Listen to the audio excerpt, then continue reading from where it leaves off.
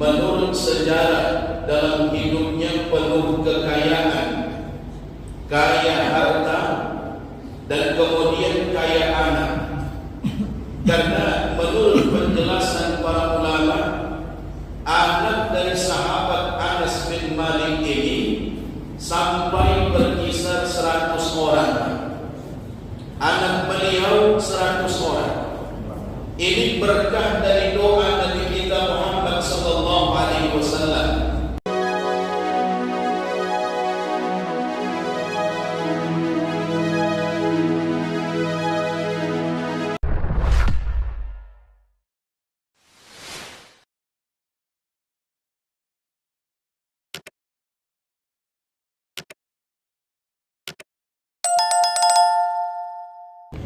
Baiklah bapak-bapak, ibu-ibu, hadirin wal hadirat yang dirahmati oleh Allah Subhanahu wa taala. Pada kesempatan malam hari ini kita coba membacakan hadis Nabi kita Muhammad sallallahu alaihi wasallam yang diriwayatkan oleh Imam At-Tayalisi bersumber dari Anas bin Malik.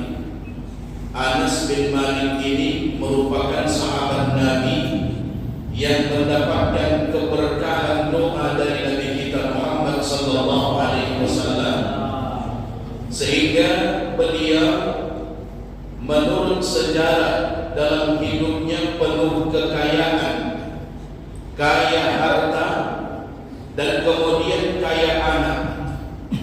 Karena menurut penjelasan para ulama, anak dari sahabat Anas bin Malik ini sampai berkisar 100 orang. Anak beliau 100 orang. Ini berkah dari doa Nabi kita Muhammad sallallahu alaihi wasallam. Karena doa Nabi itu tidak ada pendidik. Beda kalau kita yang berdoa. Kalau kita yang meminta kepada Allah, tidak langsung Allah berikan. Kenapa enggak langsung Allah berikan? Kenapa tidak langsung Allah ijabah doa-doa kita? Terkadang ada makanan itu bukan hak kita, tapi tetap kita makan. Terkadang ada sesuatu yang syubhat, ini yang tidak jelas apakah itu haram ataukah itu halal, tapi tetap juga kita ambil dan kita nikmati.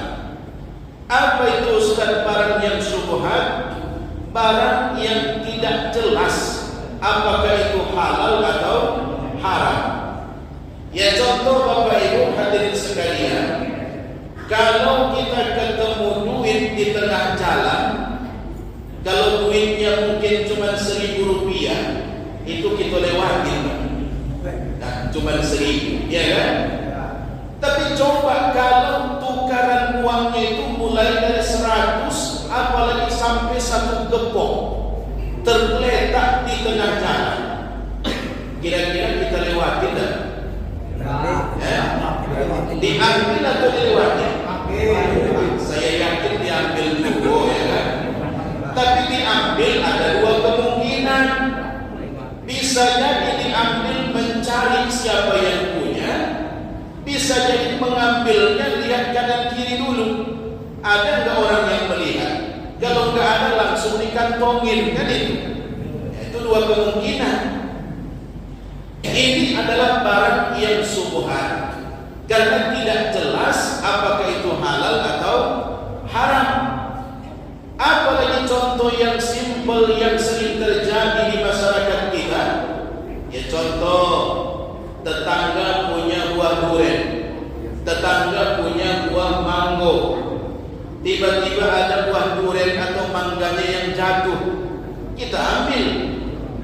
Ketika kita ambil, ini barang masih syubhat. Kalau nanti kita minta izin kepada orangnya, tadi aku nemu mangga, nemu durian, nemu ini dan segala macam, aku ambil, minta dihalalkan, minta izin. Kalau yang punya menghalalkan dan mengizinkan, maka makanan itu menjadi halal. Tapi kalau yang punya tidak mengizinkan, oh tidak bisa Pak, enak niat aku yang nanam kau yang ambil. Nah, kalau seperti itu maka makanan itu menjadi haram. Itulah yang disebut dengan syubhat. Belum jelas apakah itu halal atau haram. Terkadang emak-emak, ibu-ibu pun begitu Pak. Ternyata di dapur dia sudah buat sambal dan segala macam, tapi untuk rebusannya tak ada. Tetangga punya rebus-rebusan, ada daun ubi, ada bayam dan segala macam. Dia ketuk pintu rumah tetangga tak nyahut. Dalam petik bela dulu, nanti disebut. Nah, memetik itu ini merupakan barang yang syubhat karena ada niat untuk meminta izin kepada orangnya. Kalau nanti sudah meminta izin, diizinkan, maka menjadi halal. Tapi kalau tak diizinkan, maka menjadi makanan yang haram. Ya, kalau kami orang Medan itu nyebutnya tangkorajo, Pak. Ya, tangkorajo. Diambil dulu baru minta izin. Itu biasa itu terjadi, apalagi hidup bertetangga. Nah, makanya Anas bin Malik merupakan orang yang didoakan oleh Nabi kita Muhammad, dan doa Nabi itu sangat mustajab karena Nabi adalah orang yang maksum dari dosa, terpelihara dari perbuatan dosa, terpelihara dari maksiat. Tidak sama seperti kita manusia ya. Kalau kita manusia biasa berdoa tak dikabulkan. Terkadang pakaian kita pun hasil dari yang haram. Saya Ustaz, hasilnya sudah halal semuanya. Tidak ada satu pun yang haram yang saya cari dan saya berikan untuk keluarga. Tapi doa saya belum dikabulkan. Bisa jadi hubunganmu dengan kerabatmu tidak baik. Bisa jadi hubunganmu dengan orang tuamu tak baik. Jadi kalau doa kita tak dikabulkan, bukan hanya dari segi makanan, bukan hanya dari segi apa yang kita ambil dan kita cari, tapi bisa jadi hubungan dengan keluarga, bisa jadi hubungan dengan orang tua. Karena ketika seorang itu tidak lagi ingat dengan orang tua, ini rezekinya pun akan Allah putuskan. Ya. Idza tarakal amanu ad-du'a lil walidain fa innahu yanqatu anhu rizq. Kalau seorang hamba sudah meninggalkan, tak mau lagi berdoa untuk kedua orang tuanya, maka terputuslah rezeki dari orang tersebut. Jadi kalau ada seorang anak tak mau lagi mendoakan orang tua, orang tuanya sudah tidak ada. Oh, orang tuaku sudah tak ada, berarti kewajibanku sebagai anak sudah lepas, kata dia. Tanggunganku sudah tidak ada. Tak pernah dia ingat orang tuanya, tidak pernah dia doakan orang tuanya, maka yang seperti ini pun sulit rezekinya. Makanya kalau kita rezekinya sulit, bisa jadi ada faktor-faktor yang saya sebutkan tadi. Atau mungkin faktor apa? Faktor karena kita itu malas untuk bersedekah. Karena anjuran Allah di dalam Al-Quran, wa man qudira alaihi rizquhu falyunfiq mimma atahu Allah. Siapa yang merasa rezekinya sedang sempit, sedang seret, falyunfiq mimma atahu Allah, hendaklah ia berinfak ataupun bersedekah. Jadi mungkin sempitnya rezeki itu karena malasnya kita bersedekah, karena sedekah itu menjadi pembuka pintu-pintu rezeki. Makanya Nabi mengatakan, istanzilur rizqa bis-shadaqah, pancinglah rezeki itu dengan cara bersedekah. Tak bisa banyak, dikit pun jadi, tapi bisa rutin untuk melakukannya. Bapak Ibu hadirin sekalian yang dirahmati oleh Allah, dalam hadis yang diriwayatkan oleh Imam At-Tayalis yang bersumber dari Anas ini menyebutkan, az-zulmu salasa, kezaliman itu terbagi tiga, kata Nabi. Ya, kezaliman terbagi tiga. Fazulmun la yaghfiruhu Allah wa zulmun la yatrukuh. Fa amma zulmul ladzi la yaghfiruhu fasyirku. Ada tiga macam kezaliman. Ada kezaliman yang tidak bisa untuk diampuni oleh Allah Subhanahu wa taala. Ada perbuatan zalim. Ketika kita melakukan perbuatan zalim ini, maka kezaliman itu tak akan pernah diampuni oleh Allah. Dan ada kezaliman yang masih mendapatkan ampunan. Jika seorang hamba mau mendekatkan diri, kemudian meminta ampunan kepada Allah Subhanahu wa taala. Tapi ketika seorang hamba melakukan satu kezaliman ini, kezaliman ini tak akan ada ampunan. Tidak akan ada kemaafan dari Allah Subhanahu wa taala. Apa kezaliman yang tak dapat ampunan? Fa amma zulmul ladzi la yaghfiruhu Allah. Adapun kezaliman yang tidak diampuni oleh Allah, fasyirku, itu adalah syirik kepada Allah Subhanahu wa taala. Innallaha la yaghfiru an yushraka bihi wa yaghfiru ma duna dzalika liman yasha. Allah tidak mengampuni dosa kesyirikan. Jadi kalau menyekutukan Allah, menduakan Allah, menganggap bahwa ada yang lain yang bisa menolong, menganggap ada yang lain yang bisa membantu kehidupan kita, menganggap ada yang lain yang mampu menolong kita, maka semua itu termasuk kesyirikan. Cuma kesyirikan itu, Bapak Ibu, ada juga yang disebut dengan syirkul asghar, ada syirkul khafi, ada juga syirkul akbar. Ada syirik yang kecil, ada juga syirik yang besar. Kalau syiriknya syirik yang besar, ini memang tak ada ampunan. Apa itu syirik yang besar? Mengatakan ada Tuhan yang lain selain Allah Subhanahu wa taala. Kalau sudah syiriknya syirik besar, maka tak ada ampunan. Meminta rezeki bukan selain Allah.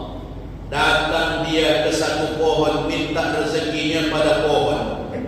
Ya, datang dia ke satu tempat, minta rezekinya ke satu tempat. Apakah itu pesugihan? Apakah dengan memelihara tuyul? Ya, apakah dengan cara yang lain? Jadi memang kalau ingin cepat kaya, pelihara tuyul lah. Ya, kalau ingin cepat kaya, ya, atau buat pesugihan. Tapi resikonya nanti di hadapan Allah, la yaghfiruhu Allah. Allah tidak akan mengampuni orang-orang yang seperti ini. Kalau sempat dia mati, kemudian matinya masih dalam keadaan melakukan pesugihan, memelihara makhluk gaib yang lain-lainnya untuk penglarisan, nah ini, ya, yang seperti inilah nanti yang akan membuat Allah murka. Ya, contoh, tak usahlah Allah, kita manusia sendiri, Bapak Ibu. Kalau ada orang yang kita sayang, tiba-tiba orang yang kita sayang itu berpaling, ya, lebih sayang kepada orang lain daripada diri kita. Kira-kira kita cemburu nggak? Cemburu. Sebagai manusia saja kita cemburu. Bahkan tidak jarang kita dengar ada berita ketika istrinya itu selingkuh, dia bunuh istrinya, dia bakar pasangannya hidup-hidup. Ya, dia bakar pasangannya hidup-hidup. Itu karena kecemburuan. Maka Allah pun begitu juga ketika dia diduakan. Ketika kita menganggap ada yang lain selain Allah, maka Allah pun akan murka dan tidak akan ada ampunan yang Allah berikan kepada orang-orang yang mensekutukannya. Bapak Ibu hadirin sekalian yang dirahmati oleh Allah Subhanahu wa taala. Ini sesuai dengan firman Allah juga, inna syirka la zulmun azim. Sesungguhnya kesyirikan itu adalah kezaliman yang sangat besar. Jadi inilah kezaliman yang sangat besar. Zalimnya seorang hamba menganggap ada yang lain selain Allah Subhanahu. Ya contoh, kita pakai batu cincin saja, Pak. Kalau kita yakin batu cincin itu yang membawa rezeki, itu pun sudah syirik. Itu pun sudah syirik. Ya, semenjak saya pakai batu cincin ini, nampaknya usaha saya menjadi lancar. Semenjak saya pakai batu cincin ini, jualan saya lancar. Usaha saya menjadi semakin bagus, meningkat pesat. Ini berkat batu cincin. Kalau itu keyakinan seorang hamba memakai sebuah benda, maka jelas itu akan membawa pada kesyirikan. Tapi tak jarang kita masuk pada syirik yang kecil. Contoh, pada saat kita demam, pada saat kita sakit kepala, atau mungkin kita punya sebuah penyakit, kita ambil obat. Pada saat kita ambil obat, ya, kemudian obat ini kita makan, kemudian sembuh, maka kita mengatakan, aku tak sembuh kalau bukan karena obat ini. Memang cuma obat inilah yang bisa saya buat saya sembuh. Cuma obat ini yang bisa membuat saya sembuh. Itu pun sudah masuk dalam perbuatan syirik yang kecil. Ya, tidak sampai syirik yang besar, tapi syirik yang kecil. Kalau itu kita biasakan, maka kecil pada akhirnya menjadi besar juga. Makanya Bapak Ibu hadirin sekalian yang dirahmati oleh Allah Subhanahu wa taala, pernah Nabi Musa alaihissalam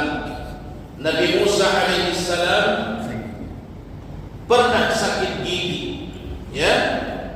Ketika Nabi Musa sakit gigi, maka dia minta kepada Allah, ya Allah, tunjukkan kepadaku ya Allah, apa obat yang bisa mengobati gigiku ini. Maka Allah pun menunjukkan kepada Nabi Musa obat yang bisa dia pakai untuk obatin giginya. Ada tumbuhan yang Allah tunjukkan, ambillah tumbuhan itu, buatlah sebagai obat gigi. Diambil oleh Nabi Musa. Setelah diambil oleh Nabi Musa alaihissalam, dia obatin gigi yang sakit itu langsung sembuh. Dengan izin Allah langsung sembuh, bukan karena obat itu, tapi izin Allah. Ketika giginya sembuh, dia pun sangat senang. Nabi Musa sangat bergembira. Di satu waktu yang lain, tiba-tiba giginya kambuh, Pak. Sakit kembali giginya. Untuk kedua kalinya dia tidak meminta lagi kepada Allah, langsung mencari obat itu. Dulu kan Allah menyebutkan obatnya itu. Sekarang tak perlu lagi minta kepada Allah, kan sudah ditunjukkan obatnya. Maka Nabi Musa tidak lagi bermunajat kepada Allah, langsung mengambil obat yang pernah Allah sebutkan. Dia pasang ke giginya. Setelah obat itu dia pasang, ternyata bukan malah sembuh, makin sakit giginya, makin hebat sakitnya. Setelah giginya makin sakit, maka Nabi Musa pun bermunajat, ya Allah, kenapa setelah aku memakai obat itu gigiku semakin sakit ya Allah? Padahal dulu obat itulah yang engkau tunjukkan sebagai obat gigi ya Allah. Musa, kata Allah, dulu obat itu memang menjadi obat karena engkau memintanya kepada saya. Sekarang obat itu tak lagi menjadi obat karena kau tak meminta kepada saya. Langsung terpikir dan menganggap bahwa obat itulah yang menyembuhkan. Makanya aku tunjukkan kepadamu bahwa pentingnya menyandarkan sesuatu kepadaku, kata Allah Subhanahu wa taala. Maka apapun yang kita lakukan, apapun obat yang kita gunakan, semua itu sebagai perantara, sembuhnya atas izin. Ya, terkadang Bapak Ibu ada penyakit sudah berobat, ya, bahkan berobat sampai jutaan, bahkan sampai ratusan juta terkadang habis untuk berobat, tak sembuh juga. Ternyata bisa sembuhnya dengan obat yang harga Rp8.000. Ada terkadang yang model itu. Karena apa? Bukan obat yang menyembuhkan, tapi Allah lah yang menyembuhkan, tapi dengan usaha yang kita lakukan juga. Jadi kita pun seorang hamba harus ada usaha, tapi usaha yang kita lakukan tidak wajib berhasil. Sebuah usaha yang dilakukan manusia tidak wajib berhasil. Manusia wajib, ya, bagi yang petani yang mau menanam padi, silakan tanam padi, tanam sayuran, tanam sawit, tanam karet. Urusan berhasil atau tidak bukan urusan kita. Usaha sudah kita lakukan, kalau berhasil berarti mendapatkan berkah dari Allah. Kalau enggak berhasil, jangan kecewa, jangan merutuk kepada, ya, terkadang kan manusia banyak merutuk juga. Sudah berusaha tetap juga tak berhasil. Sudah banyak biaya yang keluar tapi juga tak berhasil. Itu terkadang yang membuat kita semakin jauh dari Allah Subhanahu wa taala. Nah, ini kezaliman yang pertama. Kezaliman yang tak ada ampunan adalah kezaliman kepada Allah dengan cara mensekutukan Allah Subhanahu wa taala. Kemudian yang kedua, ada kezaliman yang diampuni oleh Allah. Apa kezaliman yang diampuni oleh Allah? Fazulmul ibadi anfusahum bima bainahum wa baina rabbihim. Kezaliman yang dilakukan seorang hamba, zulmul ibadi anfusahum, kezaliman seorang hamba pada dirinya sendiri. Adakah zalim pada diri kita sendiri? Ya, terkadang ada kezaliman pada diri kita sendiri, ya, tapi kezaliman itu masih berkaitan dengan Allah. Contoh, kita punya kewajiban, ada kewajiban sholat, ada kewajiban beribadah kepada Allah, tapi sholat tidak kita kerjakan. Ketika sholat tidak kita kerjakan, maka kita sudah termasuk zalim pada diri sendiri. Zalim pada diri sendiri. Apakah kezaliman itu mendapatkan dosa? Ya, kezaliman yang kita lakukan itu mendapatkan dosa. Atau kezaliman dengan diri kita sendiri, tapi tidak berkaitan dengan Allah Subhanahu wa taala. Contoh, ya, kebutuhan kita umpama Bapak Ibu dalam sehari harus makan 3 kali. Sementara dia makannya cuma sekali, ya, sekali itu pun sangat sedikit. Bukan karena memang untuk membuatnya semakin dekat kepada Allah, tapi memang dia sengaja, sehingga tubuhnya pun mempunyai penyakit gara-gara yang seperti ini. Ini pun termasuk sebuah kezaliman. Ya, jadi terkadang, ya, apa yang tidak kita berikan pada diri kita, yang seharusnya itu kita lakukan, maka itu sebuah kezaliman. Di dalam Al-Quran Allah sebutkan, walladzina idza fa'alu fahishatan aw zalamu anfusahum zakarullah fastaghfiru li dzunubihim wa may yaghfiru dzunuba illa Allah wa lam yusirru ala ma fa'alu wa hum ya'lamun. Orang yang melakukan sebuah keburukan, perbuatan dosa dan zalim pada dirinya sendiri, zakarullah, kemudian mereka mengingat Allah Subhanahu wa taala, fastaghfiru li dzunubihim, kemudian mereka meminta ampun siapa yang mampu memberikan ampunan selain Allah. Jadi dosa-dosa yang pernah kita lakukan itu Allah akan ampuni, tapi dengan syarat, kata Allah. Apa kata Allah? Walam yusirru ala ma fa'alu. Jangan terus-menerus melakukannya. Kalau kita sudah taubat dari satu dosa, walam yusirru, ya, jangan terus-menerus dilakukan, kata Allah. Ya, walam yusirru ala ma fa'alu wa hum ya'lamun. Sementara dia tahu bahwa dosanya itu memang jelas dan sangat besar, jangan diulang, kata Allah. Kalau ingin dosanya diampuni.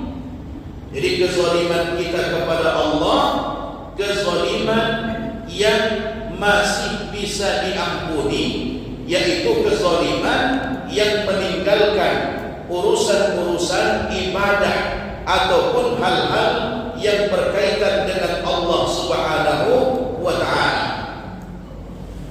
Kemudian Bapak Ibu hadirin sekalian yang dirahmati oleh Allah Subhanahu wa ta'ala, yang ketiga, wa ahmaz zulmul ladzi la yatrukuhu Allah. Ada kezaliman yang tidak akan dibiarkan oleh Allah, masih ditangguhkan, masih akan tetap ada nanti proses hukumnya. Kezaliman apa yang masih ada nanti proses hukumnya? Zulmul ibadi ba'duhum ba'dha. Kezaliman seorang hamba kepada hamba yang lain.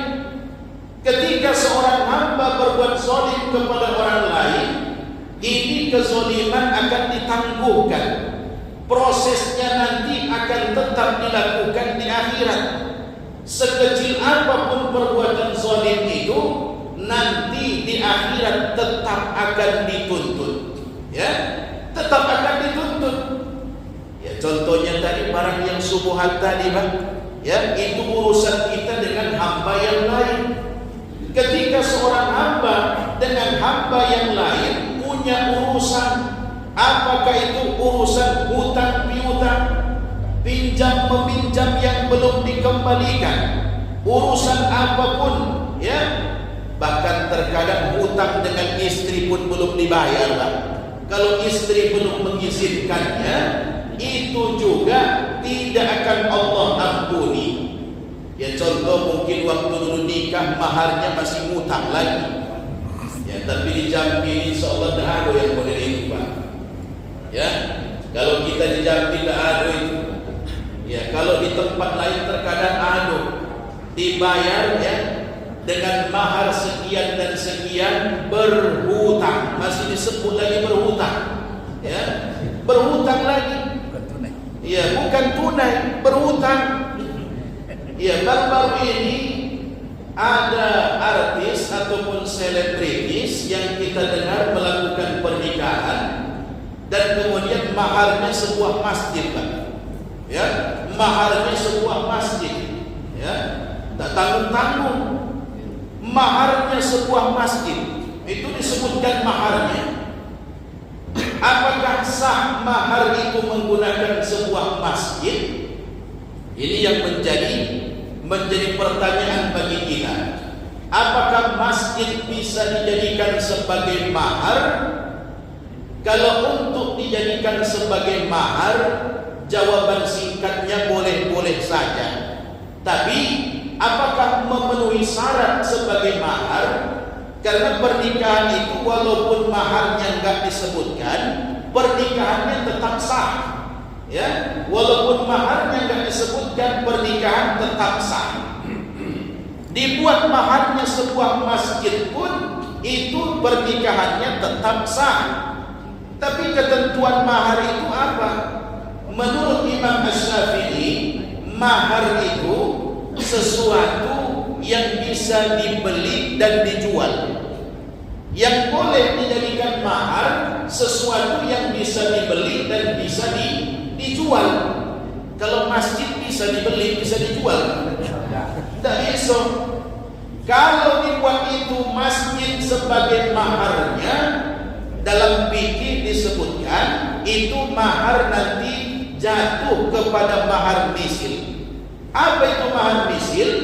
Berapa dulu mahar saudaranya, itu harus dia bayar selain masjid tadi. Ya, karena tidak memenuhi syarat. Walaupun boleh disebutkan, tapi tidak memenuhi syarat sebagai mahar. Jadi mahar itu tadi persyaratannya bisa dijual, bisa dibeli.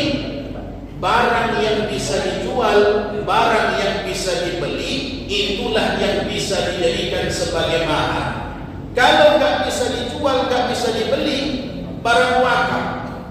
Ya, masjid ini kan mana pernah kita dengar ada masjid diperjualbelikan, ya kan? Nah, atau barang wakaf umpama, ya barang wakaf itu pun tak bisa. Makanya Bapak Ibu hadirin sekalian yang dirahmati oleh Allah, bukan berarti pernikahannya tidak sah, pernikahannya tetap sah. Tapi baru kali ini memang kita dengar ada orang yang menikah maharnya sebuah masjid. Apakah pernikahannya tidak sah? Pernikahannya tetap sah. Tapi nanti nilai mahar itu jatuh kepada mahar misil atau dihitung. Ada ulama yang mengatakan dihitung sebagai nilai pasaran yang ada di daerah tersebut. Ada juga yang menyebutkan kalau dia punya saudara yang sudah menikah, berapa dulu maharnya, itu harus dibayar oleh pihak laki-lakinya. Nah, itu mahar misil. Masih ada waktu gitu ya? Masih. Nah, jadi itu darinya kezaliman seorang hamba kepada hamba yang lain, ya, itu masih akan tetap ditangguhkan sampai nanti hari kiamat. Makanya disebutkan di sini, la yatrukuhullah, enggak akan dibiarkan oleh Allah. Sekecil apapun itu tetap akan tercatat dalam catatan malaikat raqib dan adil. Ucapan saja pun ma yalfizu min qawlin illa ladaihi raqibun atid, ya. Sebuah kalimat yang terucap dari mulut pun itu akan langsung dicatat oleh malaikat raqib dan atid. Nah, jadi urusan seorang hamba dengan yang lain itu tak akan bisa selesai dengan memperbanyak istighfar. Sebanyak apapun istighfar kita, enggak akan Allah ampuni dosa kita kalau masih ada urusan dengan orang lain.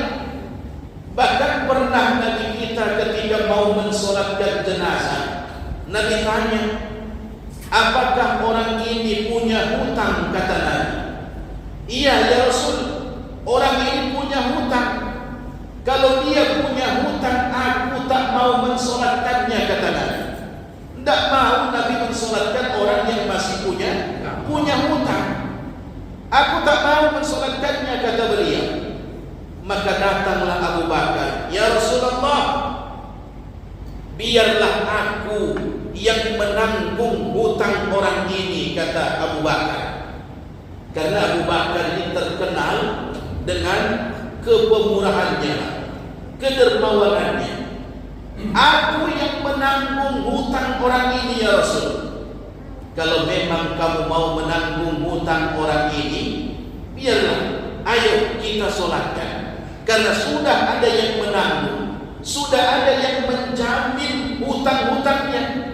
Kalau sudah ada yang menjamin hutang-hutangnya, maka aku mau mensolatkannya, kata beliau. Tapi kalau belum ada yang menjamin hutangnya, sampai kapanpun aku tak akan mau mensolatinya. Itulah pentingnya membayar hutang itu. Sehebat apapun istighfar kita enggak akan berlaku di hadapan Allah kalau masih ada urusan antara kita dengan manusia yang lain. Makanya ketika ada orang yang meninggal, maka pihak keluarga minta izin, minta dimaafkan dari keluarga dan masyarakat sekitarnya agar apapun yang bersangkutan itu bisa dilepaskan dan dihalalkan. Mudah-mudahan ya apa yang pernah diridhoi oleh Allah Subhanahu wa taala dan amal ibadah kita diterima oleh Allah Subhanahu wa taala. Amin ya rabbal alamin.